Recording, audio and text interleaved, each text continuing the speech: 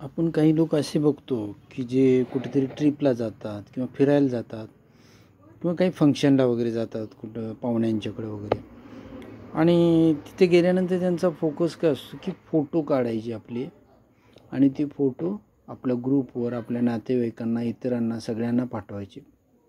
म्हणजे आपण ज्या गोष्टीसाठी गेलेलो आहे त्याच्यात इंटरेस्ट घेण्यापेक्षा, त्यात आपण इन्व्हॉल्व होण्यापेक्षा, ते फोटो आपण नातेवाईकांना कसं लवकरात लवकर पाठवू आणि नातेवाईक आपले फोटो बघून कसे हे होतील, आणि मग आपल्याला त्याचा कसा आनंद मिळेल, ही एक वृत्ती वाढत आहे बऱ्याच लोकांच्या होती. म्हणजे आज हे गेले की ते तशा पद्धतीने वागत असतात, ते उद्या ते गेले की त्या पद्धतीने.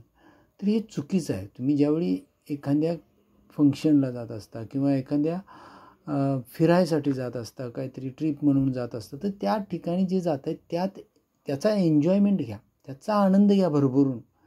ते फोटो काढून दुसरे बघत असतील काय, मग बघितल्यावर त्यांची प्रतिक्रिया काय होत असेल, ह्यात कशाला आपला वेळ वाया घालवता आणि ह्यात आनंद का शोधता? ही चुकीची पद्धत आहे.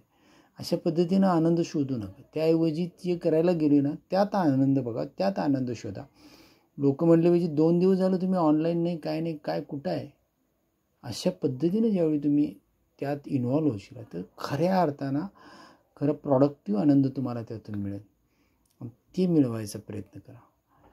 पण काय चालू असतं, फोटो काढायची, पाठवायचं, हां ते आता काय रिॲक्ट करत असतील, ते हे काय करत असतील, ते काय, मुलं बाळ सगळ्यांच्या बरोबर ते गप्पा मारत हेच सगळं डिस्कशन चालू असतं.